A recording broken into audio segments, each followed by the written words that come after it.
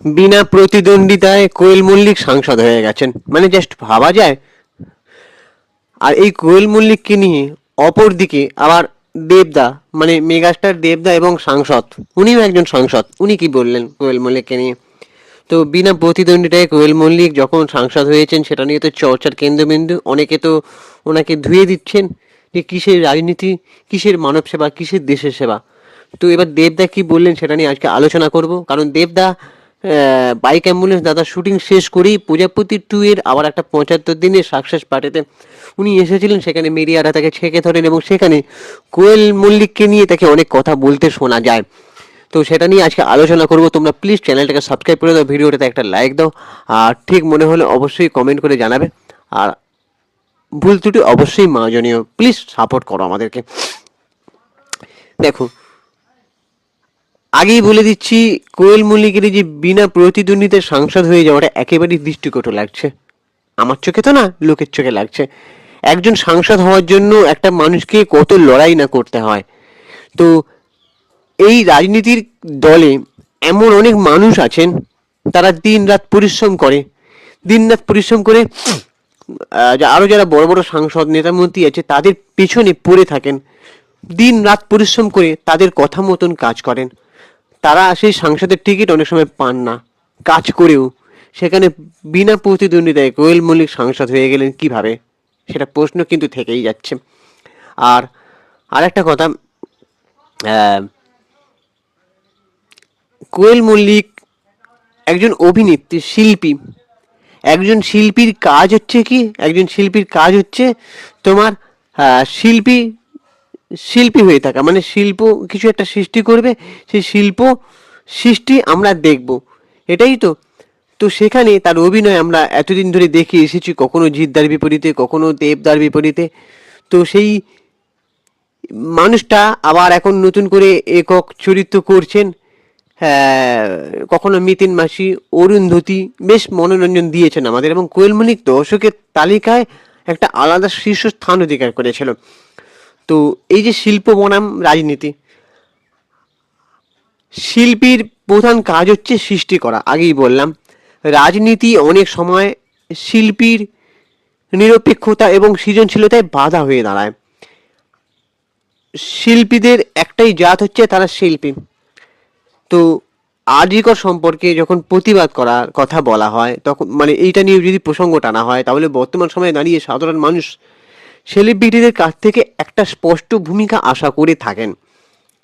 যেমন আরজিকরের মতন স্পর্শকাতর ঘটনায় যদি কারো নীরবতা বা দাঁড় সারা ভাব থাকে, তবে দর্শক হিসেবে অবশ্যই এটা একটা মানে ক্ষোভ এবং রাগের বিষয় হয়ে দাঁড়াবে। এই যে কোয়েল মল্লিক বিনা প্রতিদ্বন্দ্বিতার সাংসদ হয়ে গেলেন এবং রাজনীতিতে কিভাবে এলেন, কেন এলেন, সত্যি কি মানব সেবা বা দেশের সেবা করবেন বলে মনে হচ্ছে? এবারে ত্রাণ ও সেবামূলক কাজ, যখন সাধারণ মানুষের বিপদে যাদের পাশে দেখা যায় না, মানুষের বিপদে কখনোই কোনোভাবেই তাদেরকে পাওয়া যায় না, তাদের ভালো মানুষ হিসেবে রাজনীতির মঞ্চে মেনে নিতে খুবই কষ্ট হয়। সেবা যদি ভোটের বাইরে দেখা যায় তবে সমালোচনাটা হওয়াটাই স্বাভাবিক। আর সোনু সুদ, পালক মুচ্ছল, এদেরকে দেখেছো তোমরা, এরা রাজনীতির ময়দানে না থেকেও কিভাবে মানুষের সেবা করে চলেছে। তাহলে পালক মুচ্ছলকে তোমরা কি বলবে, যে মানুষটা গান গেয়ে, শুধুমাত্র কনসার্টে গান গেয়ে সেই টাকা দিয়ে, কষ্টার্জিত অর্থ দিয়ে 3,000-এরও বেশি শিশুর হাড় সার্জারি করে চলেছে। মানে এইটা তাহলে মানব সেবা নয়, এটা দেশের সেবা নয়। তাহলে কোয়েল মল্লিক তাহলে যেটা বলছেন সেটাই তাহলে দেশের সেবা, দশার সেবা বলে আমাকে ধরে নিতে হবে আমাদের, তাই না? সোনু সুদ উনি কি করছেন, এরকম আরো অনেক মানুষ আছেন। এমন অনেক মানুষ আছেন যারা হয়তো 1 টাকায় রুগী দেখছেন, ডাক্তার লাইন দিয়ে, আবার লাইনের পর লাইন সেই মানুষগুলোকে ফেরাতেও পারছেন না। তারপরে কিছু মানুষ আছে বিনা পয়সায় রুগীর চিকিৎসা করছেন।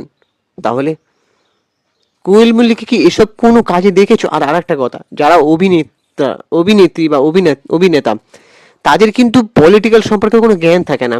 মানে আমি বলতে চাইছি, অর্থনীতি, পররাষ্ট্রনীতি, ন্যায় বিচার, রাষ্ট্রবিজ্ঞানের মতন, তারপরে ল, এগুলো জানা দরকার। এগুলো নিয়ে প্রচুর পড়াশোনা করা দরকার, তবে একজন মানুষকে রাজনীতিতে আসা উচিত। সব থেকে বড় কথা, মানুষের ব্যথা কষ্ট যারা বুঝতে পারে তাদেরকে আসা উচিত। এবার দেবদা কি বললেন, দেবদা বলছেন, দেবদা প্রথমে তো হেসে নিলেন, বলে আমি 10 মিনিট ধরে হেসেছি এই খবরটা পেয়ে। আচ্ছা, তাই নাকি? তো তারপরে দেবদা আবার বলছে, হ্যাঁ কোয়েল আমার খুব ভালো বন্ধু, কাছের বন্ধু, ভালো মানুষেরই রাজনীতিতে আসা উচিত, আর ভালো মানুষরাই মানুষের ভালো বুঝতে পারবে। তো দাদা, দেবদা বলি কি, যখন এইসব আরজি করার মতন ঘটনা, আরজি করার মতন ঘটনা, তিলোত্তমা কাণ্ড, যখন ন্যায় বিচার পায় না, জাস্টিস পায় না, তারপরে ত্রাণ সেবামূলক কাজে এনাদেরকে দেখি না, এই ভালো মানুষদের তো এটাও করা উচিত দাদা, তাই নয় কি?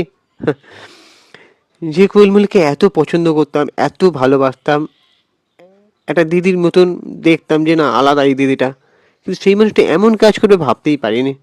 আর বিনা প্রতিদ্বন্দ্বিতায় আবার, যেখানে মানুষ দিনের পর দিন লড়াই করে। যাই হোক, দেবদা আবার আরও একটা কথা বলেছে, যে আহ, রাজনীতিক জায়গায় মানিয়ে গুছিয়ে নিতে অনেক কষ্ট হয়, আর ব্যালেন্স করাটা খুব কঠিন। তবে আজকে এখন নয়, 4-5 বছর বাদে কোয়েল মল্লিকের রাজনৈতিক দিক দিয়ে বিচার করা হোক। আচ্ছা, 4-5 বছর বাদে তোমরা কি দেখবে? কোয়েল মল্লিক খুব কাজ করেছে, মানে পালক মুচ্ছল যেখানে রাজনীতির ময়দানে না থেকে এত কাজ করছে, উনি কি পালক মুচ্ছলকেও টপকে দেবেন বলে মনে হয় নিজের কাজের মাধ্যমে? আমার তো মতে কোনো একটা রাজনৈতিক স্ট্যাম্প থাকা মানে সেখানে পালক মুচ্ছল বা সনু সুদকে হার মানিয়ে দেবেন বলে মনে হয়।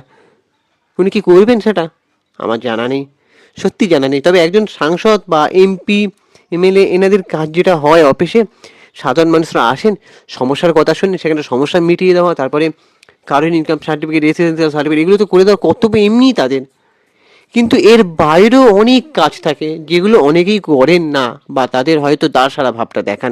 দেখো, এখানে কাউকে ছোট করছি না বা আঘাত করছে না, কিন্তু এটা বিষয়, এটা ভাববার বিষয়, যে যার কোনো পলিটিক্যাল জ্ঞান নেই, যার কোনো রাষ্ট্রনীতির জ্ঞান নেই, যে এতদিন ধরে অভিনয় করে এসেছে, সে সেটার অভিজ্ঞতাও নেই। একটা মানুষ অনেক বছর ধরে রাজনীতি নিয়ে পড়াশোনা করছে, রাজনৈতিক ক্যারিয়ার করছে, পলিটিক্যাল বা অনেক কিছু কাজ করছে, বা ভালো মানুষের জন্য সত্যি কাজ করছে, তাকে একটা এই দলে টেনে নেওয়া হচ্ছে, সেটা ঠিক আছে। আর অনেকে বলছে যে ভালো মানুষ এই রাজনীতি থেকে এসে নোংরা জঞ্জাল সাফ করবে, এটা কি সম্ভব? কিভাবে সম্ভব অবশ্যই কমেন্ট বক্সে তোমরা জানাও। আর হ্যাঁ, চ্যানেলটাকে অবশ্যই সাবস্ক্রাইব করে দাও, ভিডিওতে একটা লাইক দাও। দেবদা এবং কোয়েলের অনেক জুটি সিনেমা আছে, তাদের জুটিটা মানুষ দেখে পছন্দ করেছিল, তাদেরকে মাথায় তুলে রেখেছিল দর্শক, কিন্তু তারা যে এই রকম করবে সেটা কল্পনার বাইরে। সো এবার তোমাদের কি ওপিনিয়ন তোমরা অবশ্যই কমেন্ট করে জানাও, আমাদের চ্যানেলটাকে সাবস্ক্রাইব করে দাও, ভিডিওতে একটা লাইক দাও।